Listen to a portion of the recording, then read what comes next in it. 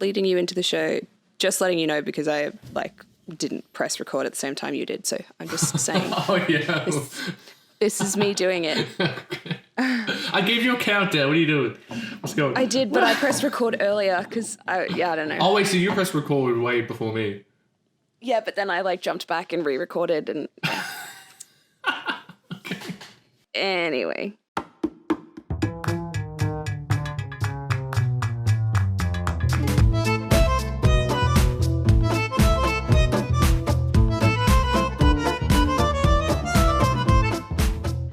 Welcome back to episode 6. This week, Adrian and I are delving into the silver screen of Warriors. Adrian, tell me the year it was made. A 1979. 79 cult classic film. This one. It's Adrian's pick this week, and I didn't have any idea of what it was when we started. No, it's weird because it's one of my all-time favorite films. And whenever I've tried to mention it to people, like, hey, you should watch this, no one knows what it is or that it existed. And I'm like, how am I the only one that knows about this film? I did realize that there's a quote from it that I heard before, or at least maybe just a screen grab because I've never used it as a quote. Is it like one of Cyrus's quotes from the speech? Is it the king? No, it's when I don't even know what the rival gang. The rogues. Yeah, sure. Yeah. And he's like tapping the glasses, and he's like, Oh, Warriors, I love that. come out to play. Yeah, I've heard that before, and I'd heard it before, and I was like, this is the movie it's from. That's like one of the best improv moments of a film that I can remember. It's pretty good. It was. Yeah, so. At least now I know where to link that quote to. Yeah, which I couldn't do before, so that's fun. But before we get started, Adrian, why don't you tell us the weekly brief? Yeah, so we actually have a pretty decent amount of news. It turned out a lot of it ended up being like Marvel superhero stuff because there's actually quite some interesting stuff going on. But I'll start us off with some announcement for some films and shows. So Angelina Jolie is back with Maleficent, Mistress of Evil. Yes, I'm super excited. The sequel to the 2014 hit film. I can't remember. I don't think that tanked. I'm pretty sure it did well.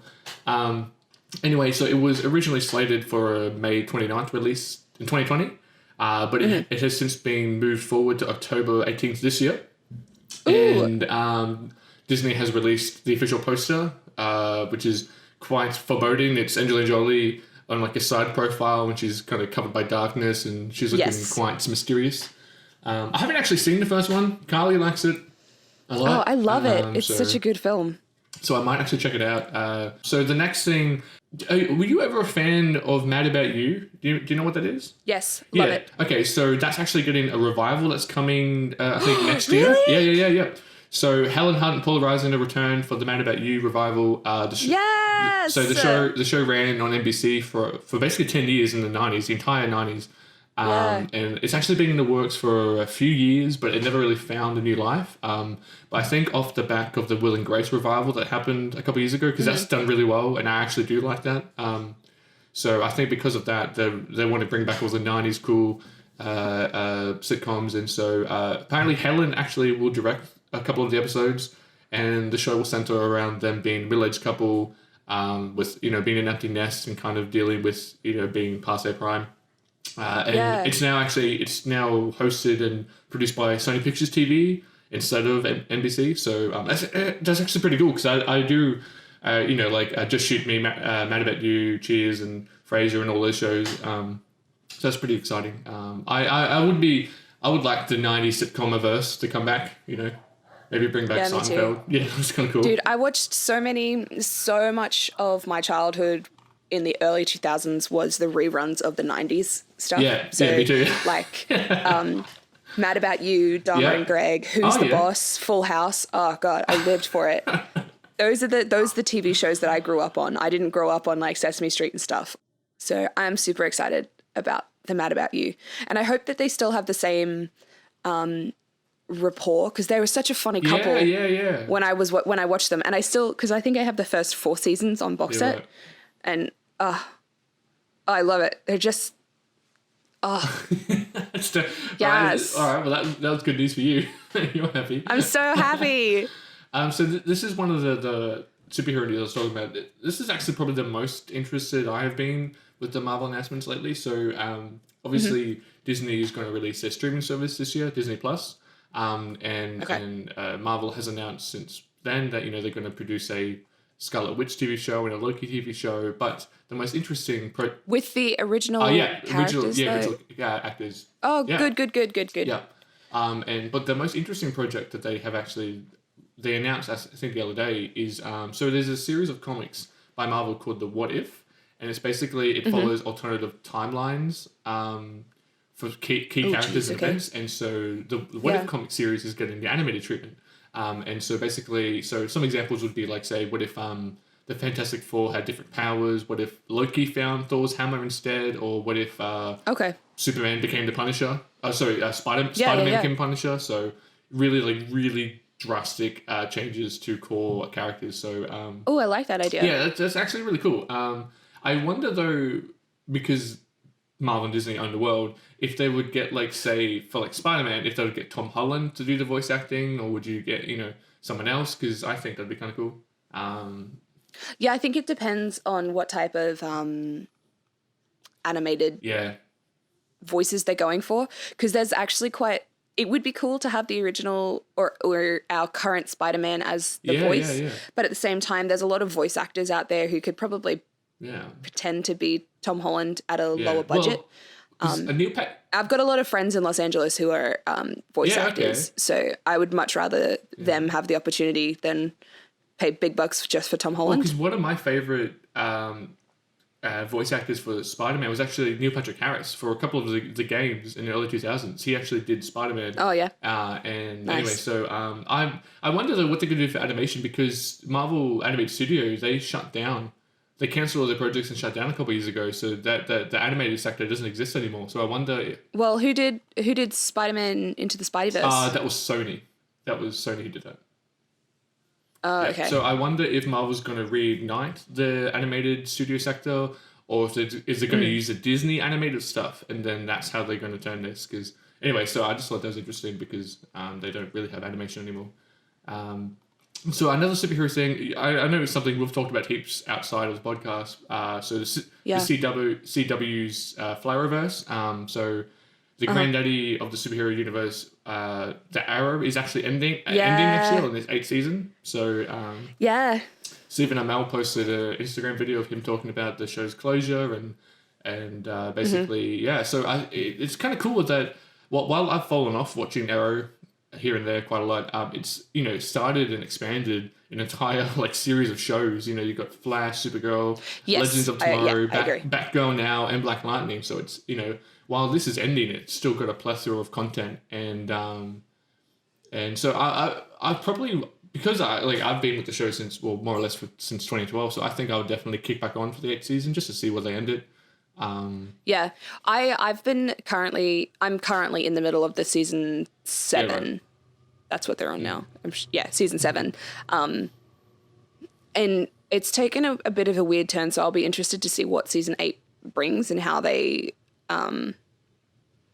essentially where they end up, because currently there is a lot of jumping 20 years in the future. Oh, okay. So it'll be interesting to see if they do season 8 from that 20 years in the future mark, or if they find mid-ground, or maybe if they do a flash moment and they actually go back and they rewrite part of the history and we start at a different point. I think they might, because they CW has already announced that, because they've already done that crossover, which was Earth X, I think they did last year or something. And they do a lot of crossovers. They do one massive crossover every year. So the one they're doing this year or next year is Infinite Earth, which is a really big DC comic event that happened, a couple years ago. And so the speculation is that the Arrow show will end during that crossover. Something will happen to do with, like you said, Flash doing his, timeline stuff, and so that kind of will maybe end the Arrow timeline. So that'd be it. Oh, so that would be an interesting way to finish the show off. I think. See, I want them to change the timeline before the beginning of season 8, because I'm not liking where the future stuff is at the moment. All right. That's a whole other rant, though.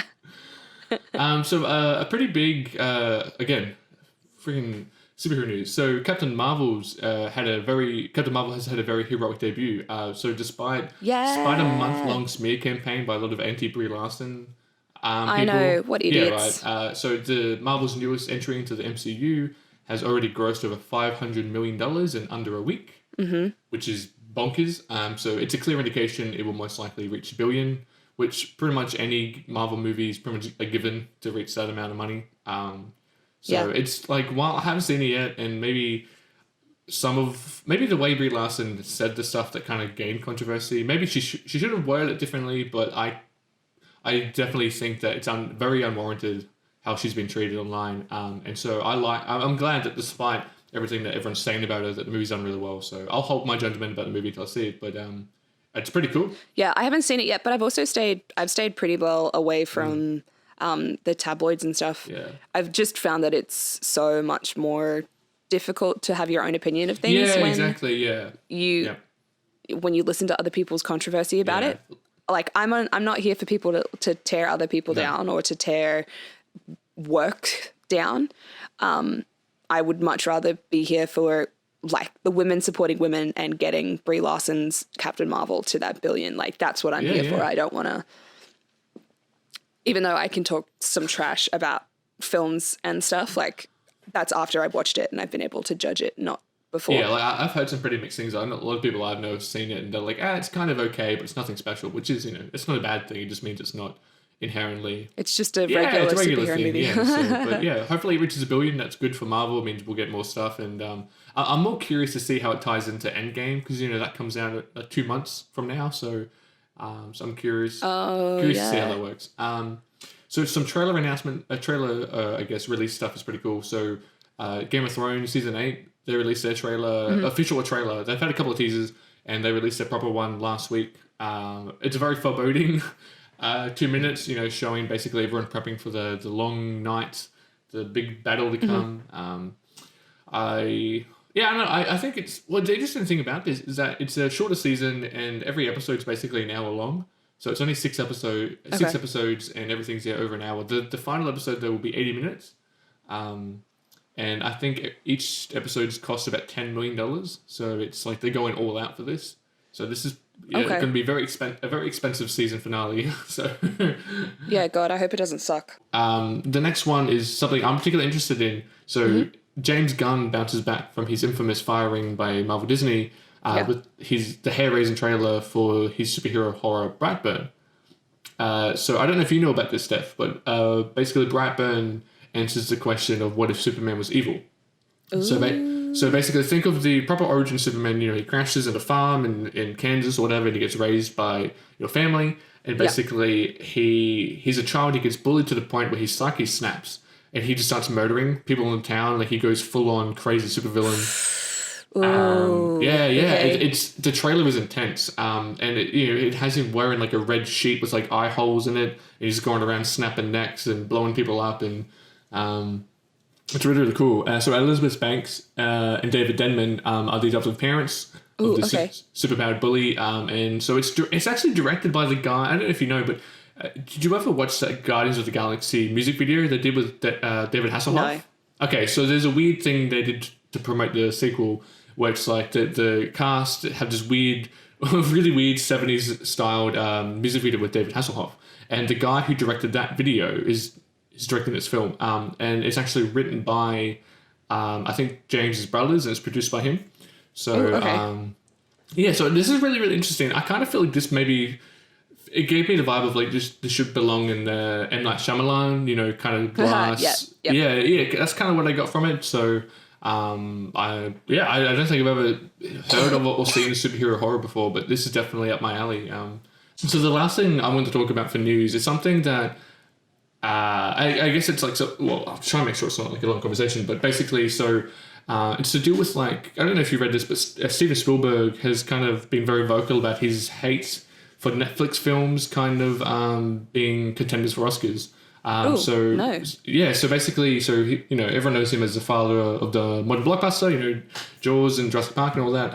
And he's taken a stance against films released on streaming services to be banned from Oscars consideration. And he's gone so far as to set up meetings with the board of the Academy of Motion Pictures and Arts and Sciences to discuss the contentious issues. So he's actually full out protesting, and this is actually put him at odds with the rest of the industry. You have board members and other creatives and directors and such being like, "Hey, what are you doing? Can you just calm down?"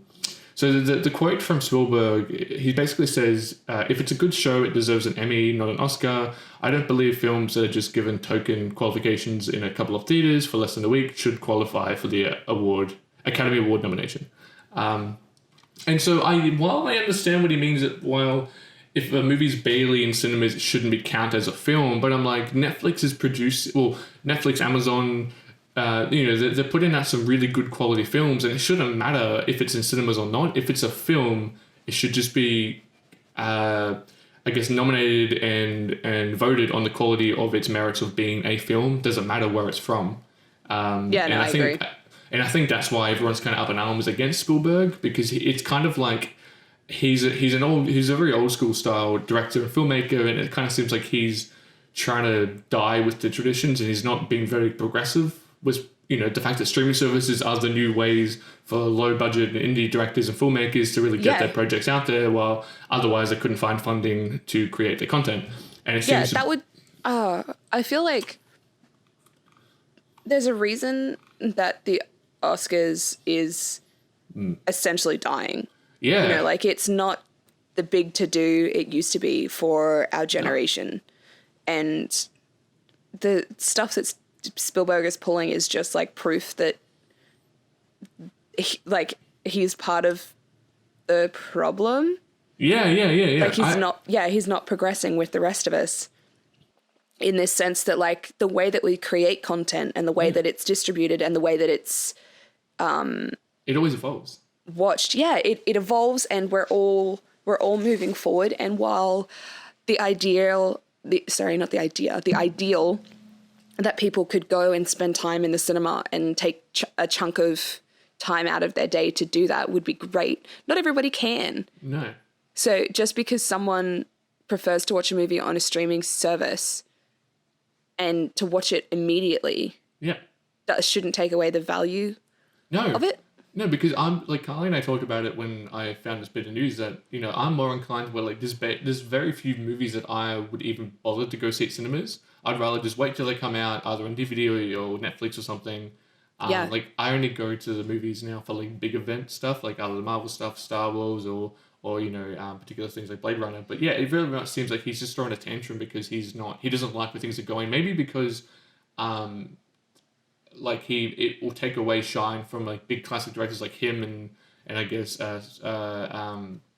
Ridley Scott and J.J. Abrams and things like that. But so there's a quote actually from one of the board directors of the Academy, which I think is very poignant to what you said before. So he says, Netflix does so much for filmmakers in terms of enabling them to make their movies and get them out to the world. It's hard to make independent films these days. I just can't imagine that he's a guy who's worried about finding backing for his movies and getting them distribution. I'm not sure he knows what it's like. And it's very much the same thing where like he's being the king, or him and I guess James Cameron have been the king of like Hollywood for so long, and it just seems really weird that he's making a fuss just because the industry is moving to a new way. Like just progress with it, man. Like don't. Like, and you know what's so interesting is that the same stuff that he's fussing about now is probably the same stuff that people before him were fussing about when he was coming up. Yeah, exactly. Like, way to be a fucking hypocrite. Yeah. So I would have thought, especially someone like him, because he's done so much for the industry itself, with progressing technologies and techniques and stuff, and I would have thought that he would have been one of the front runners to push the new, I guess, like you said, evolution of filmmaking, but no, he's hindering it. And that's really frustrating. Shame on him, Spielberg. You should know better. Yeah, I agree. Anyway, that's the end of our brief, and that's the end of our rant against Spielberg. Yes. But yeah, no, so we'll end it there, and then we'll slide into our discussion of The Warriors, and I'm really interested and somewhat skeptical of what Steph might say, because I don't know if she'll like it or not. So anyway, we'll find out. Yeah. Warriors, come out to play. Warriors.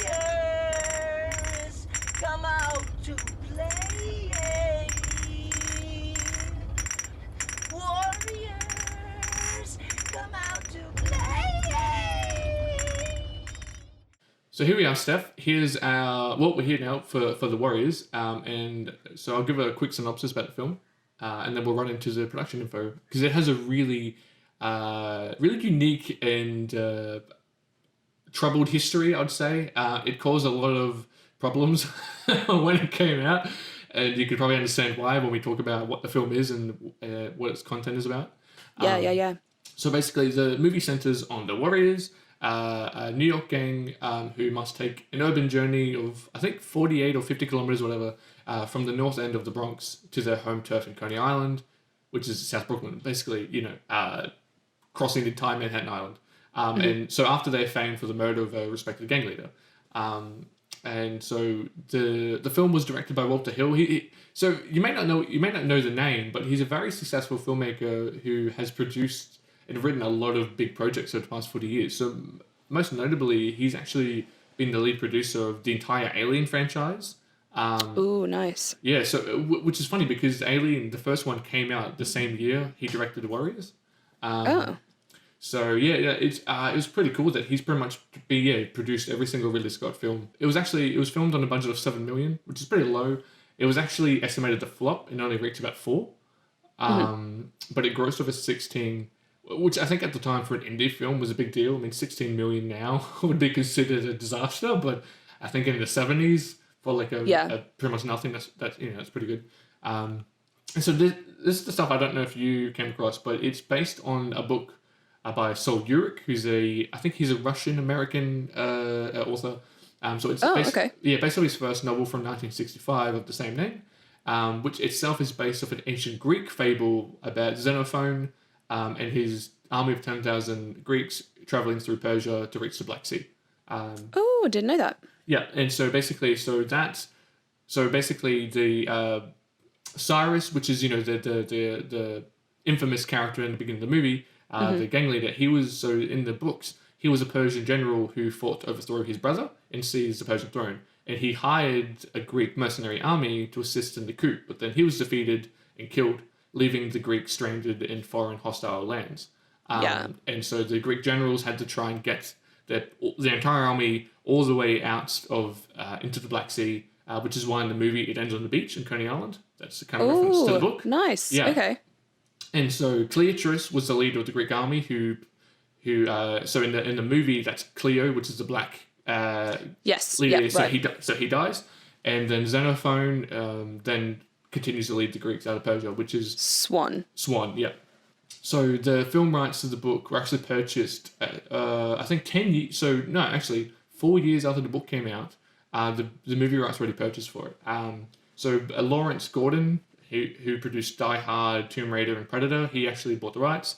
And then he met up with Walter Hill because they were good friends. So they tried to find a studio to greenlight this for a while, but with the content of the book and everything, no one really wanted to touch it because it was quite like the book side of this is it's nothing like the movie. It's a lot more graphic, a lot more violent and grim. So no one really wanted to make a movie about this. But eventually they approached Paramount. So back in the 70s, I don't know if you know about this, but Paramount had an initiative of producing youth projects, what they call youth projects. Obviously films targeted to the younger generations. And so Walter barely pitched this film to Paramount and they immediately greenlit it. They were so excited for it. And so that went from there. Apparently Walter was a massive comic book fan. So the one thing you obviously won't see in the theatrical release, which is what you watch on Netflix, that the movie was supposed to have like a comic book aesthetic. And so there was supposed to be transitions of the film where it would be like a comic book panel slide between different segments. Really? Yeah, so between different segments of the story, that was supposed to happen. But due to the budget, they had to scrap that idea. But in the director's cut from 2005, they put those back in. So I haven't seen that version, but I'd be keen to. It's really one of the weird things is that Orson Welles. Yeah, because that kind of would go along with the because I'm just looking at the poster for it, and it's a very much that you've said it. Yeah, it's got a very comic book.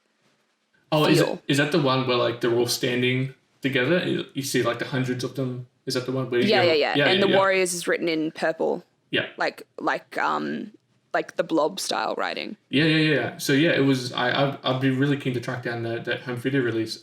But one of the things that again never happened was Orson Welles was supposed to narrate the movie. So there was supposed to be a segment before the key movie starts where there was supposed to be a narration about the Greek mythology inspiration for it. But Paramount refused to pay the absurd cost to hire Orson Welles because that man was notorious for being like, give me all the money for very little effort. Very much like Marlon Brando before he died. And so basically they were like, nope. And so Walter decided, all right, fine. So for the director's cut, he actually did the narration himself. Okay. So that's kind of cool, I suppose. And so obviously you could tell, obviously back in these days, there was no special effects, no CGI, stuff like that. So the film was shot pretty much all in New York during the streets at night. And it constantly went over schedule and over budget, pretty much due to like the cast and crew being harassed because this New York in the 70s was a really shitty place to live. It was just horrible. So they were constantly being attacked and things were stolen from set. And apparently they were trying to shoot scenes and then people being murdered like 2 streets over. So they had to shut down, Whoa, that's insane. It was pretty nuts. And one of the crazy things about this, so the Cyrus Rally in the park, right? So the beginning of the film. Yes. There's real life, like 600-700 people there. And majority of them are actual real life gang members and criminals. Ooh. So they brought these people on and they had undercover cops spread throughout that to kind of like, keep the reins of the criminals in check because during that scene, a couple of the main cast were being heckled and kind of like harassed by the gang members. So that's crazy. So majority of that scene is they're all actual gangsters and thugs, which is insane. You wouldn't do that these days, not at all. No, you definitely wouldn't. The last bit of craziness is basically due to something like that. So the film's release was notorious for being linked to a sporadic outbreak of violence and vandalism across America, mainly New York. So three people were actually even murdered due to gang violence in cinemas for this film. Okay. And so because of this, Paramount actually started pulling advertisement for the film. They pulled radios, announcements, televisions, and display ads. They all to minimize and no longer promote the spread of violence for the film. And actually, over 200 cinemas across the country added security details and personnel to every screening of the film. Paramount also relieved some franchise owners of the cinemas for their contractual obligations to screen the movie if they wanted, because of what was going on. And they would even pay. Wow. Paramount would even pay for any vandalism or damage caused by the movie.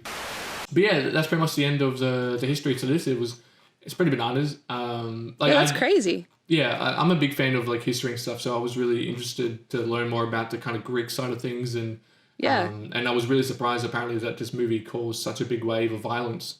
But like not surprised, I guess, when you know what the film's about, but the fact that like it got so out of hand that apparently Paramount even was really tempted to completely pull the film, like they just didn't want anything to do with it anymore. So we'll go into. Well, I want to know what Steph thinks, her initial thoughts to this, because. I honestly don't even know if you like it because you never said so. So yeah, that's true. I didn't. Hey, I don't know if I like it. I know for sure that I don't dislike it. Okay, sure. It's very similar to The Outsiders from 1983. Yeah, right. Which I watched in high school. It's got a very similar style of filming, like that very dark, grungy Greases versus, the other side kind of thing. It's just that everybody in here is a gang. And I got very confused by how many gangs there were. Oh, there's heaps. I think... And and after you said that they were like real gangs, I was damn, why? Why are there so many? Well, I think at Cyrus's, I guess... meeting and beginning, he says that there's 9 delegates from 100 gangs. So that means there's supposed to be 900 people there. I tried to look at it this morning. You could definitely tell there's a few hundred, but I don't know if there's actually 900 people there. I wanted to ask you, do you think like some of the cosmetics of some of these gangs is pretty ridiculous? Like the Baseball Furies, like they're running around with like, full... I think it was amazing for the movie because I was like, that's terrifying as fuck. But then I was like, practically, there's no way you'd put that on your face every fucking day. And there's no way you'd slip under the radar if you had that on. Yeah, you're walking around like looking like the Yankees with like full on like war paint on your face and... They look. I thought the guy came out. I was like, oh, is he trying to be Kiss? What's happening? Oh, right. I just like, for me, it's like part of the reason why I love this film is like it weirdly has like a strong world building function of it, and so that comes mostly through the aesthetic of like how the gangs come across.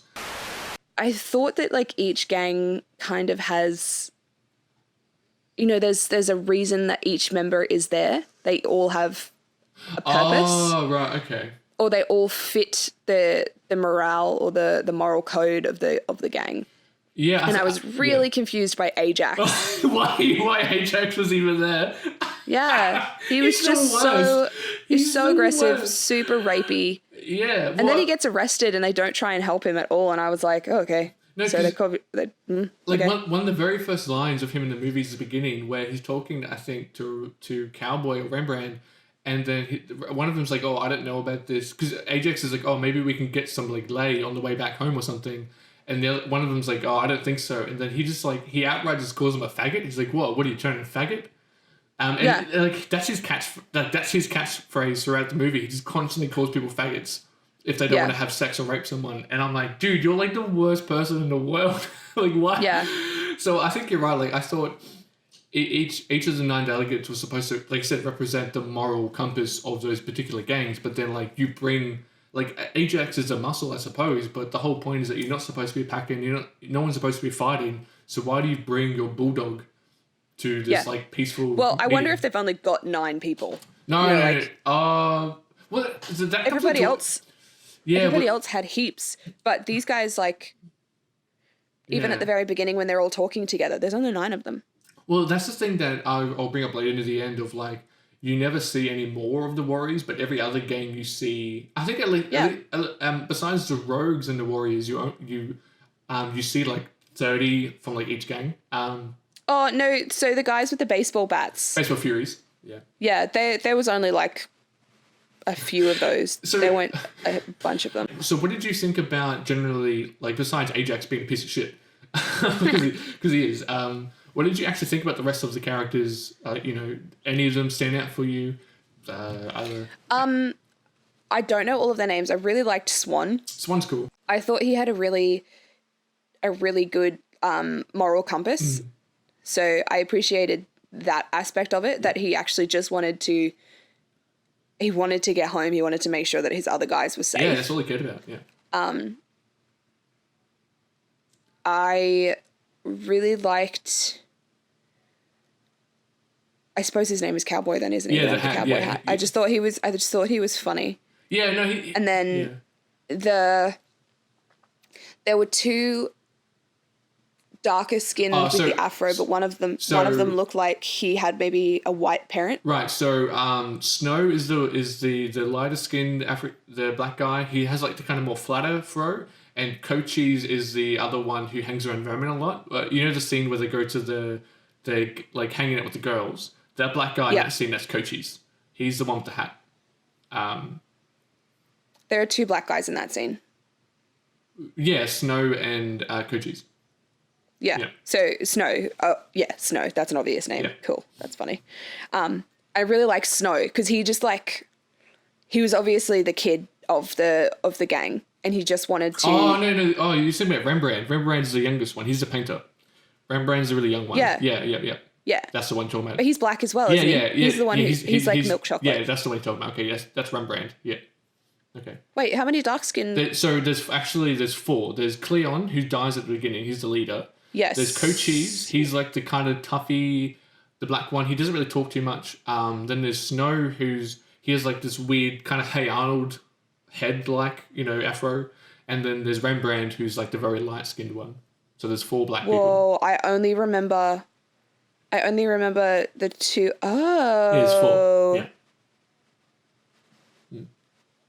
I totally missed him. Yeah. Yes, he definitely does have a Hey Arnold. Yeah, doesn't he? A Hey Arnold feel. So you like...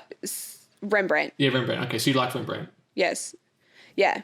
Because he looks like he's got like maybe one dark parent and one white parent, because Snow was a much more... Anyway. I just thought that was funny then. It's not funny anymore. Because he's just like super goofy and he wants to be a part of the team, but he's like not quite there yet. You know, like they'll still protect him, but he still doesn't feel like he's quite part of the team.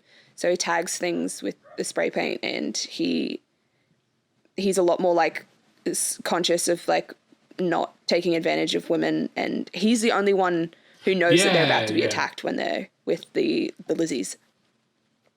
Yeah, which is such a weird...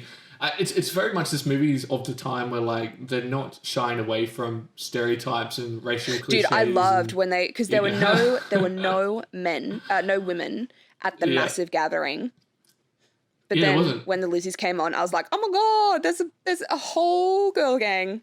Whole girl gang. And it was fantastic.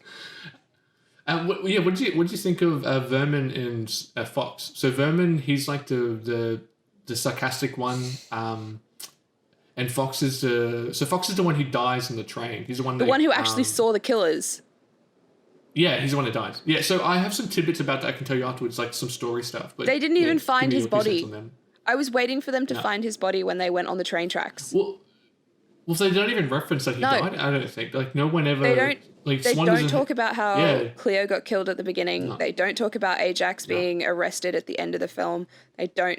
Well, you see, don't go after Cowboy. Fox.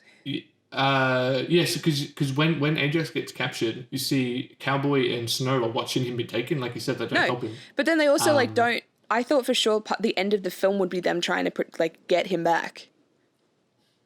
Well, so the way this movie ended or actually progressed wasn't initially how it was supposed to happen. So in the early drafts of the script, Fox was actually supposed to be the main character.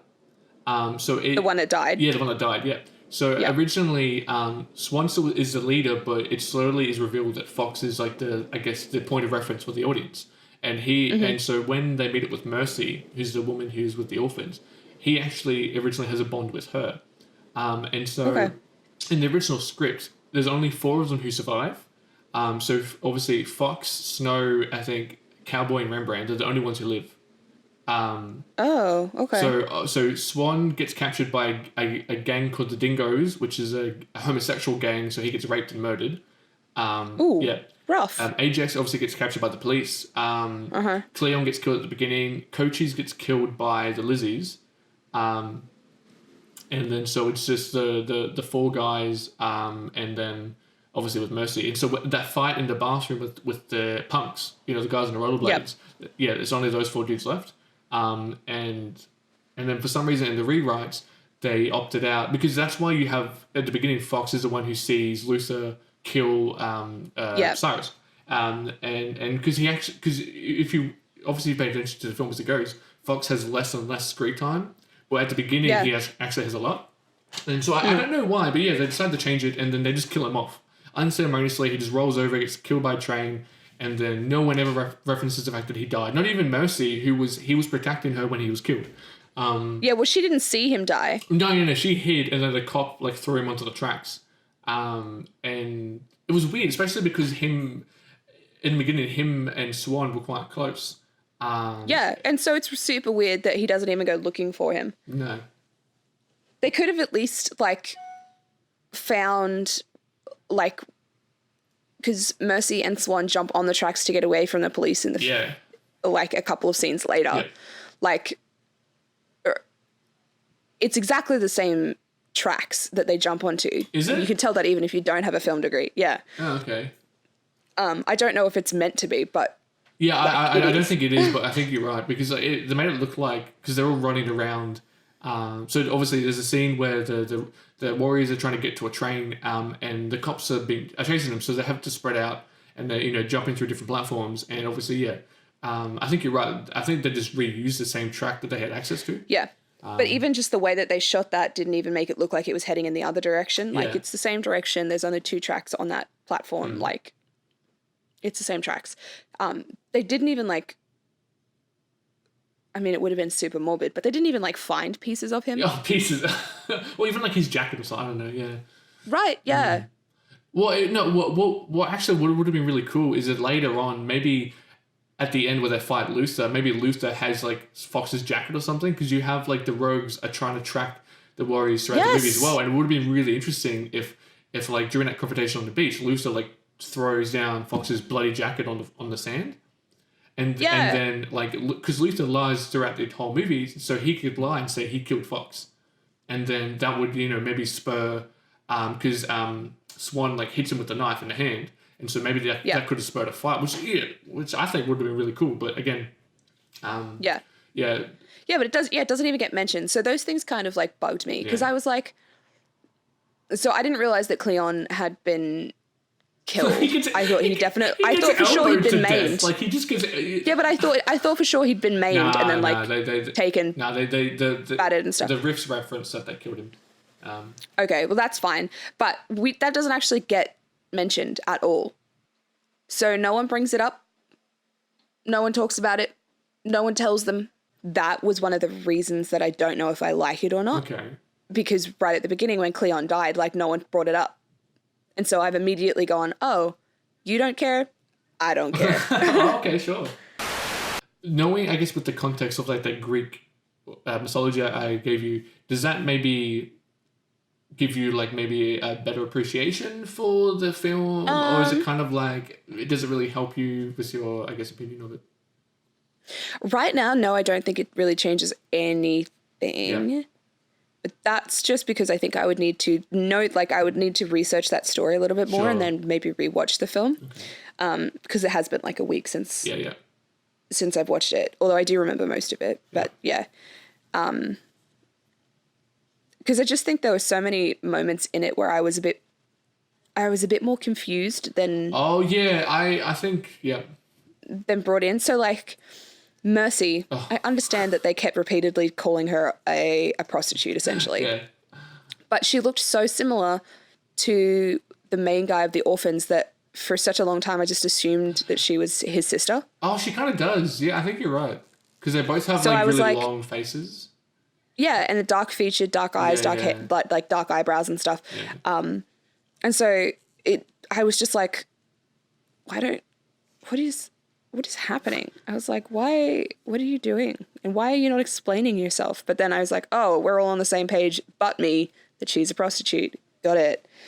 Didn't know that. Yeah, so there's a line in the film that like, it gives like, I guess if you've read the book or know about the book, it hints to like the darker tones, but there's a part where she first joins their group, I think just after they escape the orphans, which is like, it's the stupidest name. And like, there's like the shittiest looking gang.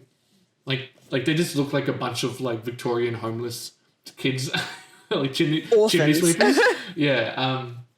But there's a line where they talk about how she likes being a prostitute and how they should just pull a train on her, which is a reference to in the book that all the members of the Warriors actually rape Mercy when they first get with her. Oh yeah. And it was like a rape orgy type thing, and anyway, so. Did they actually do that in the book? Yeah, they all actually took turns on her.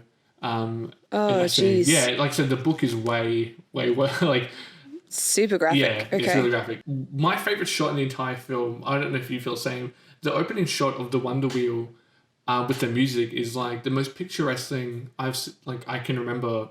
For any film, actually, really, it's I potentially don't even remember. Okay, the shot. So the shot is like it's a pitch black, and all you get is like the luminescent Wonder Wheel spinning. It's like purple LED lights, and it's just like this slow movement of the wheel. And I don't know, it just for some reason that shot particularly just really gets me. And I think like there was some, for the most part, this film is shot very basic, pretty much of the time. But then things like that, and when you keep referencing the riffs, like when it goes back to them. Some things, the way this is shot is quite interesting. Like whenever you come back to the riff leader and he's standing like really close to the frame, it's like a shallow depths of field, and he's getting updates of what's going on. It's just like there were some parts where it's just like they had some artistic flair, and then other parts it's pretty basic. There's a scene on the train I wanted to get your opinion on. It's when I think near the end of the film where whoever's left of the Warriors, I think it's Swan and Mercy are on the train. Like they're all bloody and tired and passing out, and then a bunch of prom, high schoolers, whatever, come to the train. Yeah. And there's a weird moment where like Mercy, like she's looking at them, she's not judging, but like is she supposed to be kind of like wanting or like? Yeah, I think so. Yeah. Like she kind of wants. So I interpreted that scene as her. Like, she's come from a rough background for sure, because she's super young. Yeah, yeah. She's still, I reckon she's still only like teenage years. And so she, like, that's the life that she never got to live because of her circumstances. Yeah, right. So that's the way I interpreted it. And then when she closed her eyes, and then I was like, that's kind of like when you have a bad dream, you're like, just close your eyes and when you open them, it'll be gone. And they were gone. Oh, okay. That's really cool. Yeah, I like that. Because there's that moment where when they first sit down, she's trying to like brush the hair out of her face and Swan like slaps her hand away. He's like, don't worry about it. Who cares? Yeah. I didn't think about it like that. That's really good. I like that. Yeah. I think that's probably just a girl perspective. Because that's kind of like the trope for all horror movies as well, is like, just close your eyes, when you open them it'll be gone, because it's not real. And so for her, that is her nightmare, is being confronted with what her life should be. Well, that's a pretty, like, that's probably the only case of like the movie having like really good symbolism. Like that's pretty alright. What did you think of the soundtrack for the movie? Because that's one of the things I adore about this, is that awesome classic 70s vibe. Like, I love it. It's so good. Just like a lot of dark orchestral stuff that made you think of like Jaws. That's what I got from it. And I was like, yeah, this is a very typical, like, Outsiders, West Side Story, Warriors package kind of thing. Well, I love the moments when they keep coming back to the radio lady and she's playing like very poignant songs, like when she plays Nowhere to Run near the beginning. It's one of my favorite moments of the movie. It's like, because I kind of equate it to like a sports announcement, and she keeps updating, like, I guess the viewers and whatever on what's going on, and so I really like her scenes, and like it's an interesting composition where it's like just a close up on her mouth near the microphone. So that's what I mean. Like, there are some points in this film where like they do have some really good creative play with it. But yeah, there's a really weird scene at the end. You know, when they're walking on the beach. Like, it's long credits where they're just walking and hanging out. The very end of the film, I lost it when I saw it. I didn't remember it last time. But like, I think the cameraman fell asleep when they were shooting that, because it must have been like one of the last days or something, because they're just walking into the sunrise or something. And they kind of start to walk off center, and then you see the camera. I guess the cameraman wasn't aware, so he quickly must reattach himself because he's trying to reframe it and follow them. And it's super like... I totally missed that. It's super janky and super obvious that like he completely forgot what his job was. So like the last like 5 seconds of the film is like the camera like furiously shaking to like reposition. So that's hysterical. I've missed that. I'll have to rewatch that last part. We all know that I'm a stickler for like characters and character development, and if not, then there should be at least one person that I love in the cast, and none of those things were really very strong in this particular one. So it was a completely unknown cast for me. There wasn't anyone that I knew before watching so it. You're not familiar with James Remar, who's Ajax? Like, he's a pretty... I've seen his face, but I don't know what else I've seen him in. Okay. But yeah, it was a bit... Hang on a second. I'm just going to follow the links to his IMDb page. Like, he's not like an A-list actor, but he's been in a lot of good stuff, and like he's pretty consistent favorite of mine. Oh, he's in Black Lightning. Yeah, he's the Alfred type for the main character in Black Lightning. Yeah, no, none of these things I've seen. Okay. Oh, no. He's in the Shannara Chronicles. Yeah. I have seen Shannara Chronicles. He was famously supposed to play the role of... he's in Legends of Korra. Yeah, he plays Korra's dad. What's that? Do you remember the actor that died recently? Luke Perry? No, not him. I can't remember his name. Anyway, so James Remar was... Because during this time, James Remar actually had a crazy drug addiction. during when they made this film. And after this, I think because of the Warriors, he was actually cast to be in the Aliens sequel in the 80s. Okay. Because I think Walter Hill really liked him, but because of his addiction, he was kicked off production, so they actually had to reshoot majority of the film because they had to kick him off, and they hired a now famous actor who recently passed away, and I can't remember his name. Bill Paxton. Oh, did he die? Yeah, Bill Paxton died a couple years ago. Ah, Jesus. Yeah, he died of a heart attack. Jesus, didn't know that. Yeah, so James Remar was supposed to play Hudson in the film, and then he didn't, so they brought Bill Paxton on. And Bill Paxton's great in that movie. Like he actually went on to have a really awesome career, and I think because of James Remar's addiction with drugs and alcohol, it really stunted his growth as an actor.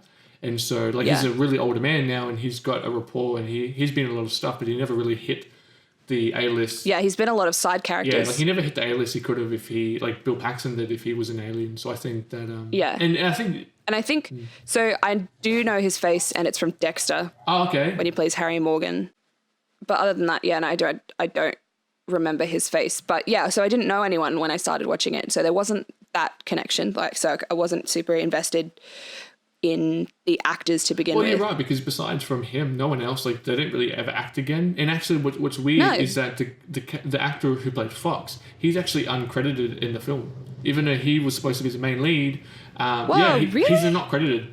I checked.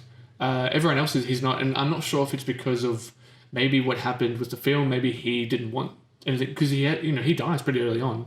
Anyway, so that's true. And I'm actually looking at some of the pictures now, and he's not.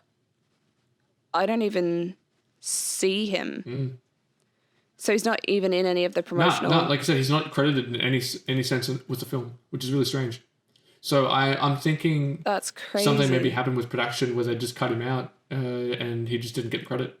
Because also when they did that 35-year reunion with the cast, he besides the ones who died, he because he's alive still, but he wasn't part of that.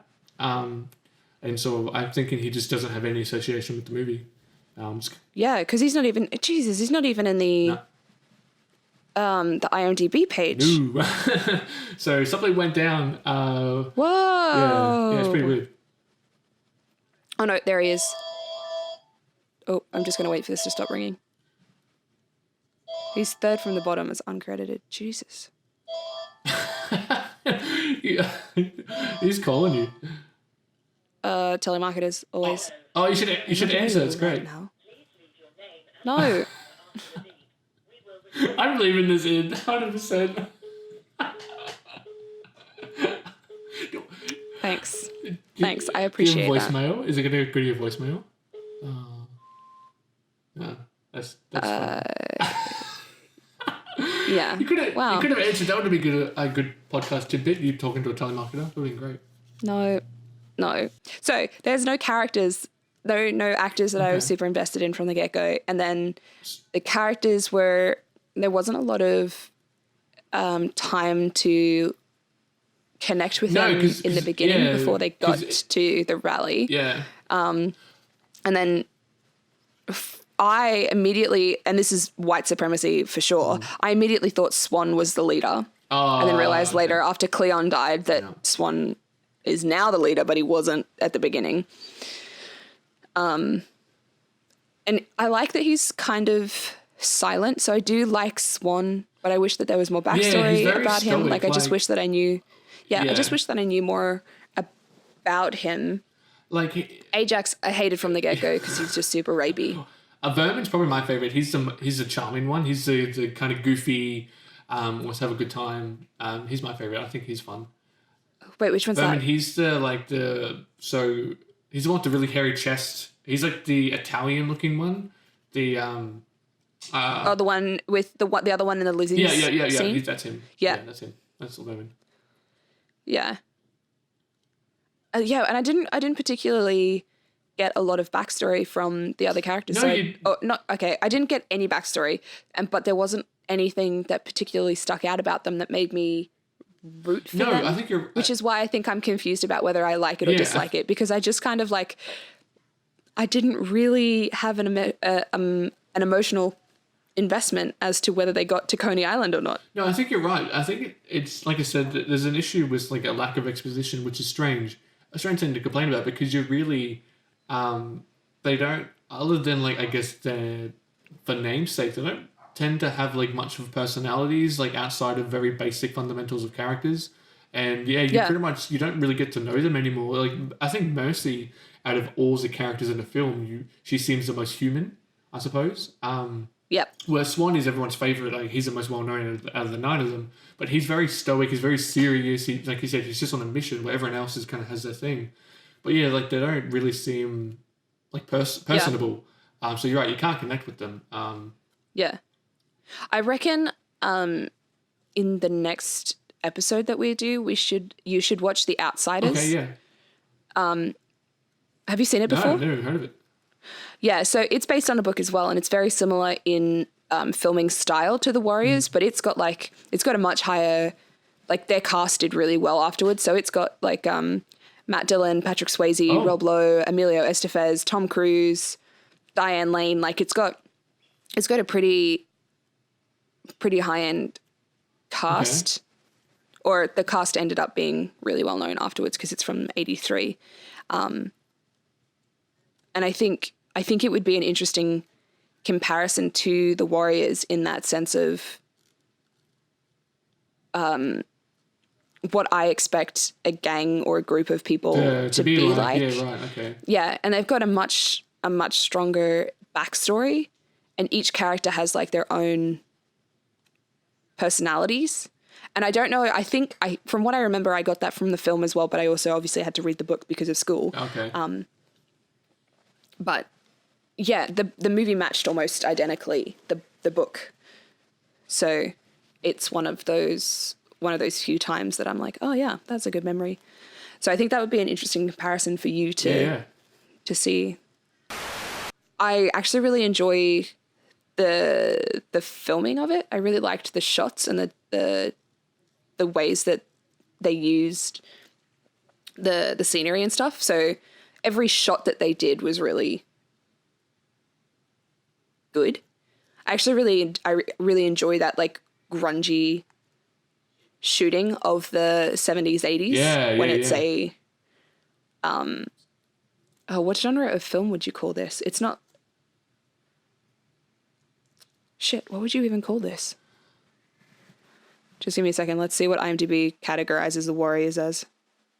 Action? Well, Walter Hill said that he approached making his film like a Western because his favorite genre of films is Westerns, and every film he's ever directed, he's always approached it with the mentality of like spaghetti Westerns. And that's why this film does utilize a lot of like, because Westerns are known for like the establishment, long, wide shots and things like that. And so, he went with that sentimentality or mentality of like making a Western, and that's what he always says it is.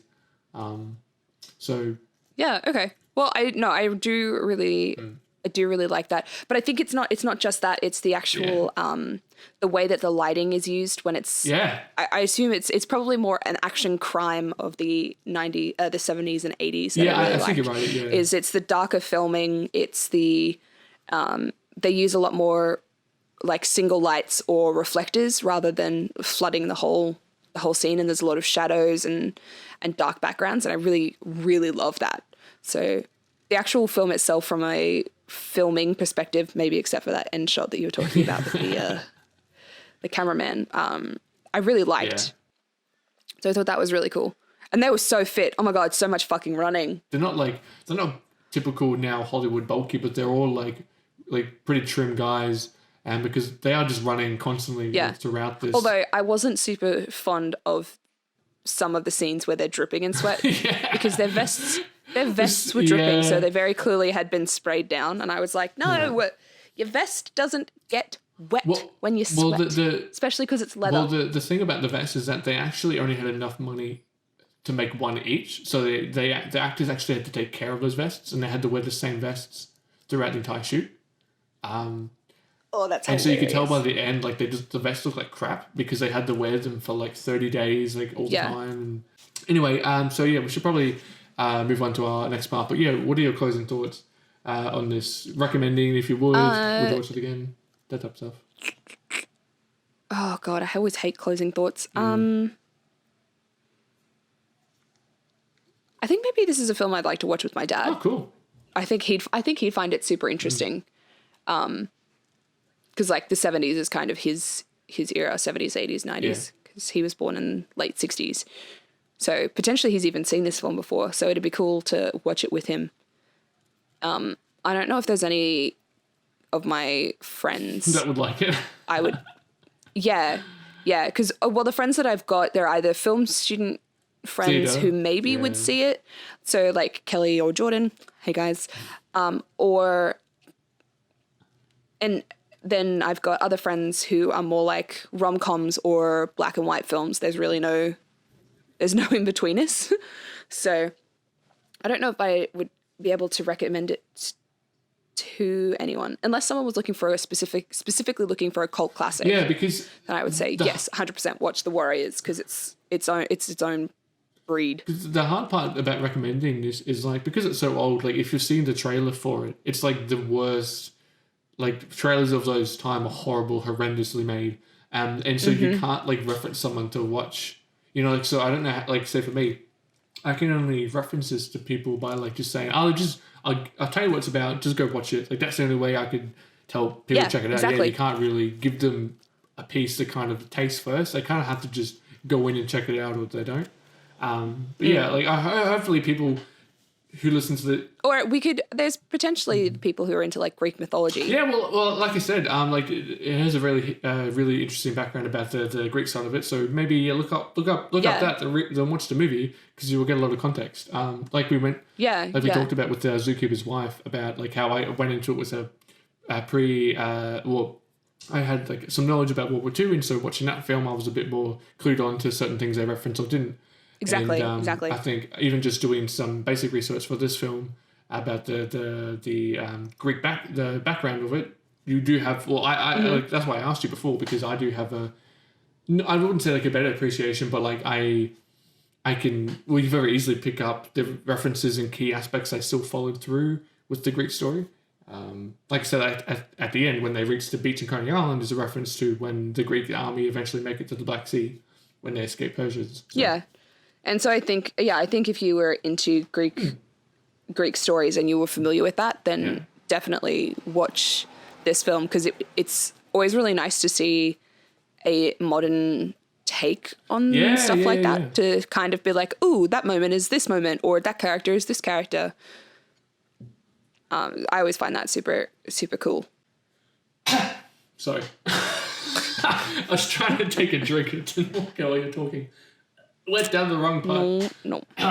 Oh no. So I'm fine. Okay, so that's okay. Good. That's basically our surmise of the film. I'm not sure. It sounds pretty disjointed, because I wasn't sure how to talk about this, because no one apparently has seen this besides me and now Steph. So, yeah, I think it's a good one to watch though. Yeah. Actually, I would probably watch it again if I was watching it like in conjunction with, you know, like if I was doing an old school film marathon, I'd do like The Outsiders, maybe The Warriors.